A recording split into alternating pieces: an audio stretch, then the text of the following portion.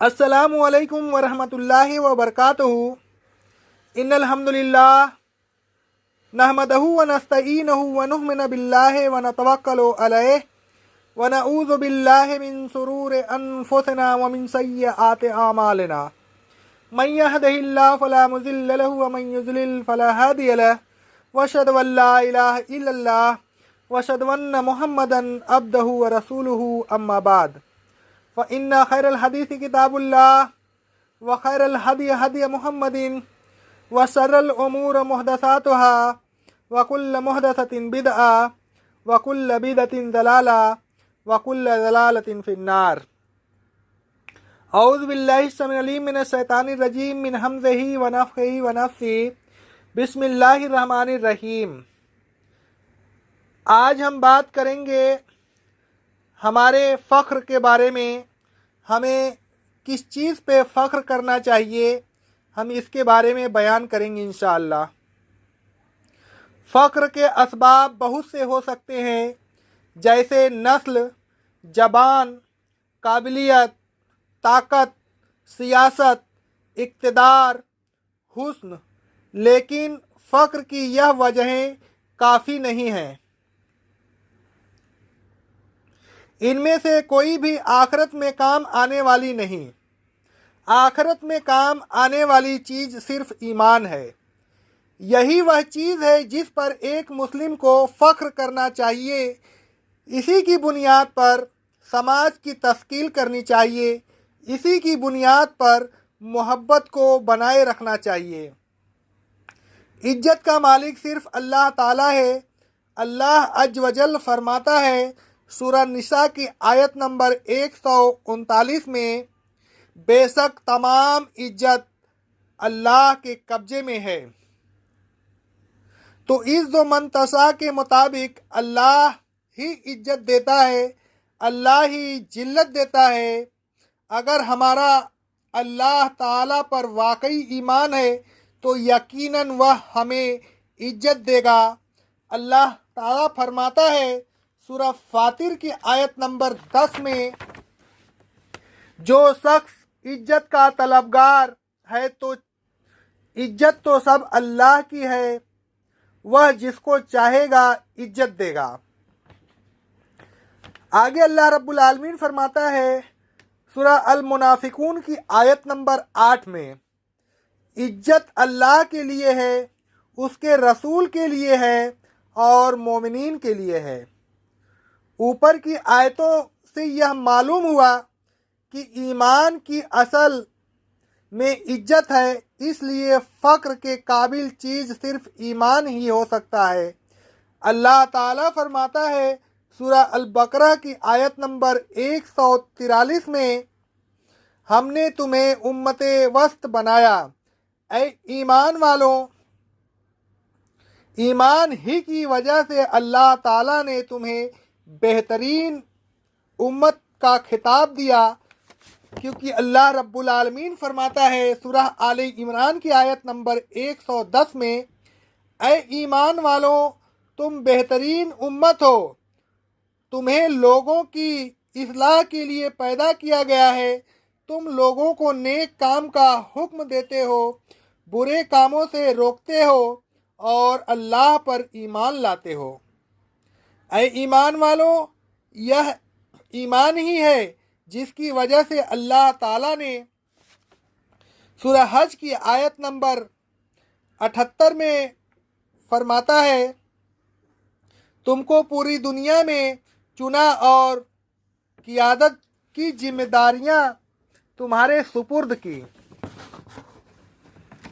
आगे अल्लाह रब्बुल आलमीन का इरशाद रब्बानी है सूरह फातिर की आयत नंबर 32 में फरमा रहा है, अल्लाह ताला ने अपने बंदों में से तुम्हें चुन लिया और अपनी किताब का वारिस तुम्हें ठहराया। ऐ ईमान वालों, तुम्हें अपने ईमान पर कजा तौर पर हकीकत में फ़ख्र हो सकता है, इसलिए कि इस ईमान ही की बदौलत अल्लाह ताला की नजरें इंतखाब तुम पर पड़ी और तुम्हें पूरी दुनिया का नेता कायद बना दिया। तुम्हें वह एजाज इज्जत बख्शा कि तुम्हारे लोग तुम्हारे गुलाम का भी मुकाबला नहीं कर सकते।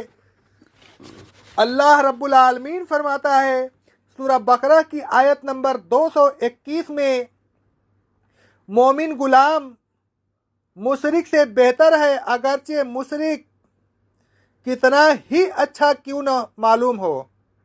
ऐ ईमान वालों, इसी ईमान की वजह से अल्लाह ताला ने तुम्हें अपनी नेमत से सरफराज फरमाया।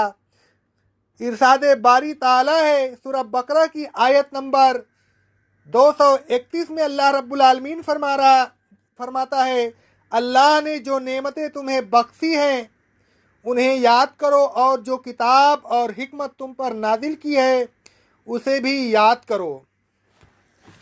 आगे अल्लाह रब्बुल आलमीन फरमाता है सूरह बकरा की आयत नंबर 269 में, यह हिकमत जिसको मिल गई उसको दर हकीकत खैर कसीर मिल गई।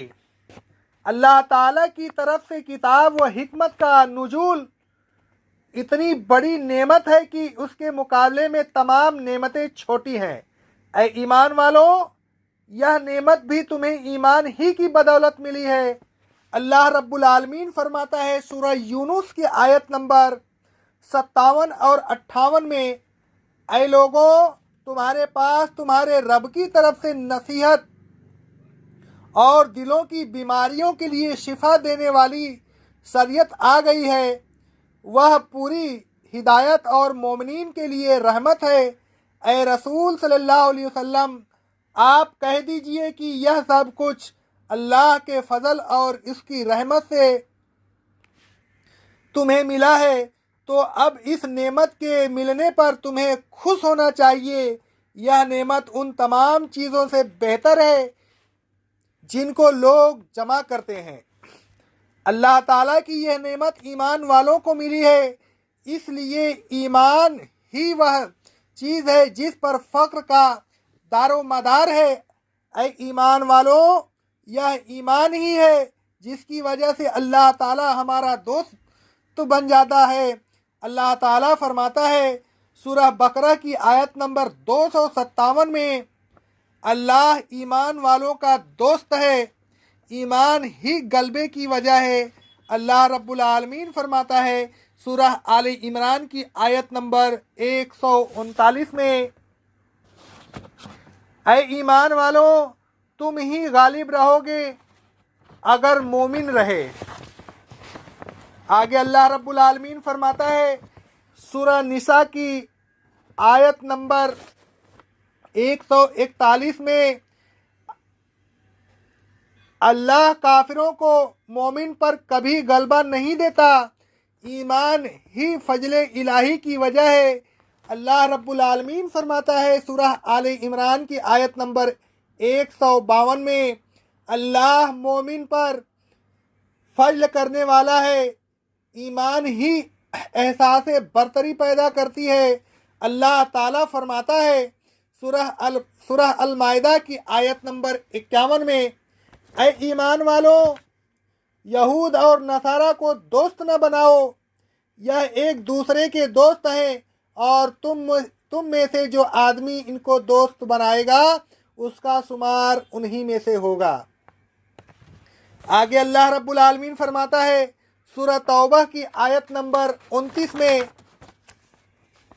ऐ ईमान वालों, उन लोगों से लड़ो जो अल्लाह और आखिरत के दिन पर ईमान नहीं रखते और न उन चीज़ों को हराम समझते हैं जो अल्लाह और उसके रसूल ने हराम की है, और अहले किताब में से उन लोगों से भी लड़ो जो दीन हक को कबूल नहीं करते, यहाँ तक कि वह जलील होकर अपने हाथ से जिजिया टैक्स अदा करें। यह है मोमिनीन की शान। मोमिनीन को बरतर होना चाहिए, न कि मातहत। मोमिनीन को एहसास कमतरी का शिकार नहीं होना चाहिए। एहसास कमतरी से इंसान अपनी इम्तियाजी शान खो देता है।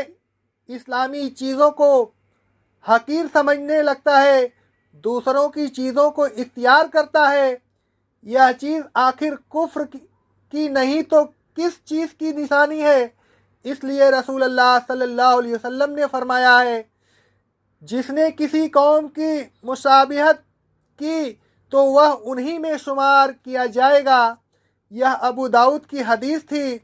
आगे रसूलुल्लाह सल्लल्लाहु अलैहि वसल्लम ने मोमिनीन में से ज़्यादा एहसास बरतरी पैदा करते हुए फरमाया, यहूदियों और ईसाइयों को सलाम करने में पहल न करो, और जब तुम रास्ते में उनमें से किसी से मिलो तो उसे तंग रास्ते पर चलने के लिए मजबूर करो।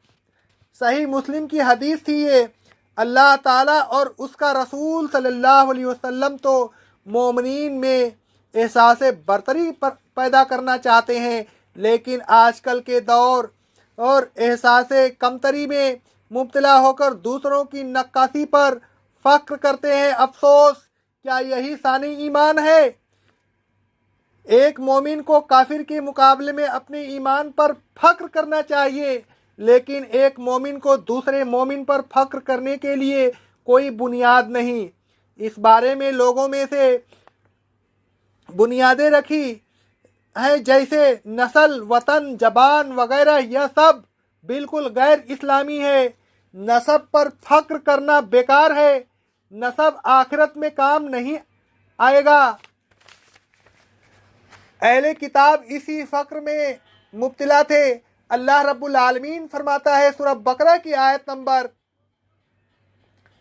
134 और 141 में, यह एक जमात थी जो गुजर गई, उनके आमाल उनके काम आएंगे, तुम्हारे आमाल तुम्हारे काम आएंगे, उनके आमाल के बारे में तुमसे पूछताछ नहीं होगी। आगे अल्लाह रब्बुल आलमीन फरमाता है सूरह मोमिनून की आयत नंबर 101 में, उस दिन नसब काम नहीं आएंगे। रसूल अल्लाह सल्लल्लाहु अलैहि वसल्लम फरमाते हैं, यह नसब ऐसे नहीं कि इनकी वजह से किसी को बुरा कहा जाए। तुम सब आदम की औलाद हो।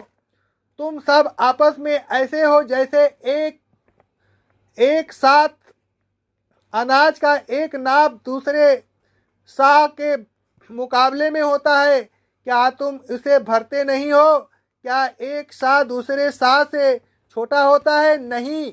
बस इसी तरह किसी को किसी पर बुजुर्गी नहीं, मगर दीन और तकवे की वजह से आदमी में यही बुराई काफ़ी है कि वह जबान दराज हो, बुरा कहने वाला और कंजूस हो। अखलाकी बुराई की दर हकीकत बुराई है। नसब की बुराई कोई हकीकत नहीं रखती। यह अहमद की हदीस है। अल्लाह ताला फरमाता है सूरह अल हुजरात की आयत नंबर 13 में,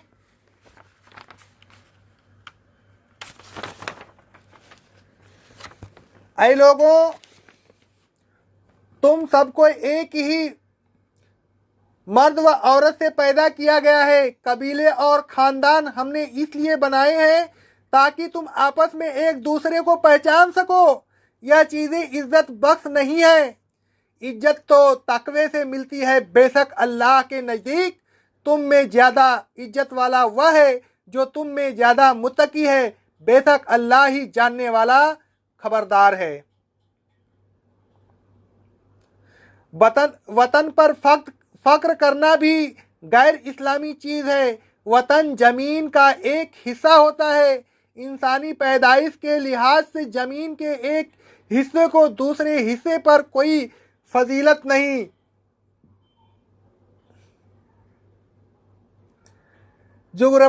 जुग्राफियाई लिहाज से किसी ज़मीन का बेहतर होना या दीनी लिहाज से किसी ज़मीन का बाहुरमत होना और बात है, लेकिन किसी बेहतर ज़मीन या बाहुरमत सम्मान वाली ज़मीन में पैदा होने से किसी इंसान को कोई फजीलत हासिल नहीं होती। मदीना मुनव्वरा की हुर्मत से जिनको इनकार है, किसी इंसान को कोई फजीलत हासिल नहीं होती। मदीना मुनव्वरा की हुर्मत से किसको इनकार है, लेकिन मुनाफिकीन वहीं की पैदावार है। मदीना मुनव्वरा के मशरिकी इलाके जैसे इराक वगैरह से हदीस नबवी के मुताबिक बहुत से फितने उठे, लेकिन उसी इराक की सरजमीन में बहुत से अल्लाह वाले भी पैदा हुए। वतन की मोहब्बत ईमान का कोई हिस्सा है, न इस सिलसिले में कोई हदीस आई है। इस्लाम आलमगीर उखुवत भाईचारा का पैगाम देता है। मुस्लिम कौम बस एक कौम है। अल्लाह रब्बुल आलमीन का इरशाद रब्बानी है। सूरह अल मोमिनून की आयत नंबर 52 में अल्लाह रब्बुल आलमीन फरमाता है, यह तुम्हारी जमात हकीकत एक ही जमात है और मैं तुम सबका रब हूँ, इसलिए मुझसे डरते रहो। अल्लाह ताला एक है तो उसकी जमात भी एक ही होनी चाहिए। यह है वहदते मिल्लत, कौमी एकता का वह सबक जिसको हम भूल गए। अपने मुल्क और अपनी कौम पर फख्र करने लगे। पहले मुल्की बाद में मुस्लिम बनने पर नाज किया जाने लगा। काफिरों की नकल में हमारे हाँ भी मादरे वतन ने जन्म लिया। वतन की खातिर मरने और जीने का जज्बा पैदा हुआ। अपनी मादरी जबान पर फख्र करना और इसके खातिर झगड़ना इस्लामी तरीका नहीं। इस्लाम इस तरह के जाहिलाना ख्यालात को मलिया मेट करता है। यह ख्यालात झगड़ों को जन्म देते हैं। इनमें मुसलमानों की ताकत को सख्त नुकसान पहुंचता है। हमें सिर्फ उन ज़बान से मोहब्बत होनी चाहिए जिसमें अल्लाह ताला ने अपना आखिरी कानून नाजिल किया। बाकी तमाम ज़बानें हमारे लिए बराबर होनी चाहिए। मुस्लिमीन में मुल्की या सियासी, नस्ली या कौमी, सियासी या सकाफती हदें कायम करना इस्लामी उसूल को मिटाने के बराबर है। वतन परस्ती से इस्लामी समाज की बुनियादें हिल जाती हैं।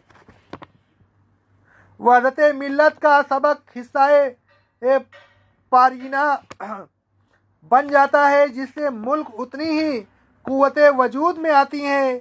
उम्मत मुस्लिमा असबियत का शिकार हो जाती है।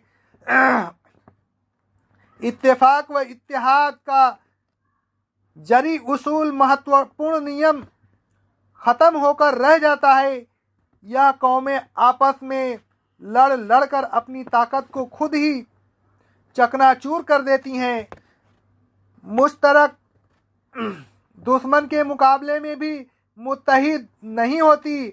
अगर होती हैं तो खुलूस मफकूद होता है। एक मुस्लिम मुल्क पर मुसीबत आती है तो दूसरा मुस्लिम मुल्क तमाशा देखता है।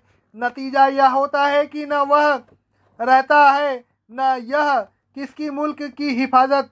सिर्फ अल्लाह ताला की रज़ा जोई और इस्लाम की खातिर इसी मुल्क के मुस्लिमीन पर ही फ़र्ज नहीं बल्कि दुनिया के तमाम मुस्लिमीन पर फ़र्ज है। लेकिन कितने मुस्लिम हैं जिनको इस बात का एहसास है। दीनी फ़िरक़ों ने ही कुछ कम नुकसान नहीं पहुंचाया था। जो कसर रह गई थी वह इन वतनी और मुल्की फ़िरक़ों ने पूरी कर दी। अल्लाह का रिश्ता दूर हो गया। अल्लाह की मोहब्बत की वजह वतन की मोहब्बत ले ली। वतन का बुत दिल व दिमाग पर छा गया। मुस्लिम अनका हो गए। इस्लाम ख़त्म होता जा रहा है। इन्ना लिल्लाहि व इन्ना इलैहि राजिऊन। रसूल सल्लल्लाहु अलैहि वसल्लम फरमाते हैं, बेशक अल्लाह इस किताब के जरिए कौमों को रिफ़अत व सरबुलंदी अता फरमाता है। सही बुखारी की हदीस थी। मुस्लिमीन को तो इस किताब मुबीन के मिलने पर फ़ख्र करना चाहिए।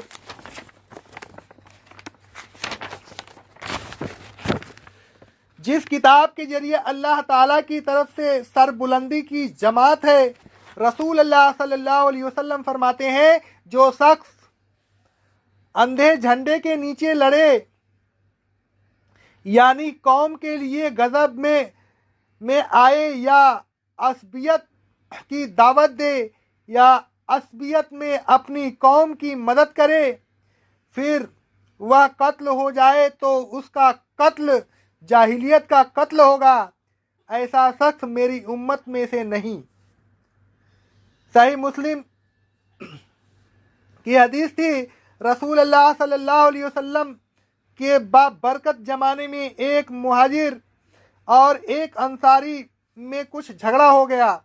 انصاری نے انصار کو آواز دی، مجاہر نے مجاہر کو آواز دی۔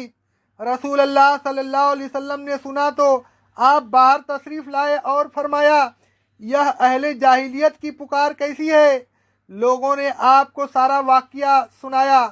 آپ نے فرمایا، اس طرح کی پکار کو چھوڑ دو، یہ خبیث نیچ پکار ہے۔ صحیح بخاری کی حدیث تھی اور صحیح مسلم کی۔ مجاہر اور انصار کتنے اچھے لقب ہیں، لیکن جب ان لقبوں کو مسلمین میں فرق پیدا کرنے کا ذریعہ بنایا جائے تو ان لقبوں کا چھوڑنا ضروری ہے۔ ایسے موقع پر ان لقبوں سے پکارنا خبیث کام ہے۔ یہ جاہلیت کے زمانے یعنی کافروں کا طریقہ ہے، اس سے بچنا چاہیے۔ افسوس کہ لوگوں نے بہت گھٹیا لقبوں اور فرقہ وارانہ ناموں سے اپنے کو جوڑ کر آپس میں فرق پیدا کر دیا۔ آئے دن کے جھگڑے انہی ناموں کی وجہ سے ہیں۔ کاش یہ لوگ غور کریں اور اپنا صرف ایک نام رکھ لیں، یعنی مسلم۔ یہی اللہ تعالیٰ کا رکھا ہوا نام ہے۔ رسول اللہ صلی اللہ علیہ وسلم فرماتے ہیں، ترمذی کی حدیث ہے، جس نے جاہلیت کی پکار پکاری وہ دوزخ والوں میں سے ہے۔ ایک شخص نے پوچھا، اے اللہ کے رسول صلی اللہ علیہ وسلم، اگرچہ یہ نماز پڑھے اور روزے رکھے؟ رسول اللہ صلی اللہ علیہ وسلم نے فرمایا، اگرچہ وہ نماز پڑھے اور روزے رکھے، اس لیے مسلمین کو ان ہی القاب سے پکارو جن القاب سے اللہ تعالیٰ نے جس نے تمہارا نام مسلمین رکھا ہے پکارا ہے، یعنی مومنین اللہ کے بندے ہیں۔ رسول اللہ صلی اللہ علیہ وسلم نے حجۃ الوداع کے موقع پر 12 ذی الحجہ 10 ہجری کو خطبہ دیتے ہوئے فرمایا، اے لوگوں، بے شک تمہارا رب ایک ہے، تمہارا باپ ایک ہے، خبردار ہو جاؤ۔ عربی کو عجمی پر کوئی فضیلت نہیں، نہ عجمی کو عربی پر کوئی فضیلت ہے، نہ گورے کو کالے پر اور نہ کالے کو گورے پر کوئی فضیلت ہے۔ فضیلت صرف تقوی کی بنیاد پر ہوتی ہے۔ احمد کی حدیث تھی یہ۔ اوپر دی گئی آیتوں اور حدیثوں سے ثابت ہوا کہ ایمان ہی ہے جس پر فخر کیا جائے، ایمان ہی عزت دیتا ہے، ایمان ہی نجات کی وجہ ہے، ایمان ہی سے اللہ کی محبت اور مدد حاصل ہوتی ہے، ایمان کا نتیجہ غلبہ ہے، احساس برتری ہے، ایمان ہی سے سربلندی اور سرفرازی ملتی ہے، ملک وطن یا زبان سے عزت حاصل نہیں ہوتی۔ اس لیے اے مسلمانوں، اپنے ملک وطن اور نسب پر فخر کرنا چھوڑ دیجئے، دوسرے کے وطن کو برا نہ کہیے۔ اگر آپ کے سامنے کوئی آپ کے وطن کو برا کہے تو آپ کو ملال نہ ہو، آپ کے دل کے کسی کونے میں یہ خیال باقی نہ رہے کہ آپ کا وطن زمین کے دوسرے حصوں یا طبقوں سے بہتر ہے، اور نہ آپ کے دل میں وطن کی کوئی محبت ہو۔ یہ تصورات خیال دماغ سے نکال کر پھینک دیجئے، آپ کی نظر میں پوری دنیا ایک ہو جائے۔ اسی طرح نسب اور مادری زبان کے بارے میں بھی اپنی اصلاح کر لیجئے۔ آپ سوچئے، अगर आप किसी दूसरे मुल्क में पैदा होते तो क्या यह आपके मौजूदा वतन से ज़्यादा अजीज न होता? क्या आपको उस वक्त उस मुल्क की ज़बान प्यारी न होती? अगर आपको अपना वतन या ज़बान प्यारी है तो क्या दूसरे को अपना मुल्क और अपना ज़बान ज़्यादा प्यारा नहीं? अगर है और यकीनन है तो क्या यह तरक्की करने की बातें हैं? क्या ऐसे जज्बात से आपस में लड़ाई नहीं होगी? क्या यही इस्लाम है? हर शख्स अपने वतन और ज़बान को अच्छा समझता है, तो आखिर वह क्या कसौटी है जिसकी बुनियाद पर किसी के वतन और ज़बान को दूसरे के वतन और ज़बान पर तरजीह दी जाए? रसूलुल्लाह सल्लल्लाहु अलैहि वसल्लम फरमाते हैं, सही बुखारी की हदीस है, तुम में से कोई शख्स मोमिन नहीं हो सकता जब तक वह अपने भाई के लिए वही पसंद न करे जो अपने लिए पसंद करता है। अगर आप वाकई वास्तव में मोमिन बनना चाहते हैं तो अपने मुस्लिम भाई की खैर ख्वाही कीजिए, चाहे वह कहीं का रहने वाला हो। एक दूसरे पर किसी तरह के फ़क्र का इजहार न कीजिए।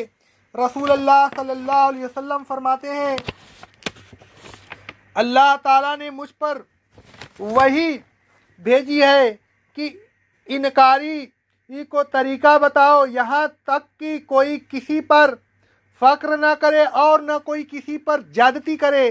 सही मुस्लिम की हदीस थी, ऐ मुस्लिमों, जब से तुम में कौम परस्ती और वतन परस्ती आई, जब ही से तुम जलील हुए, और अगर अब भी तुम्हें होश नहीं आया तो मालूम नहीं और कितना जलील व ख्वार होंगे। उठो, वतन परस्ती और कौम परस्ती की जड़ें उखाड़ कर फेंक दो, मुस्लिम बनो और मुस्लिम है हम वतन है सारा जहां हमारा की आवाज़ें ऊंची करो।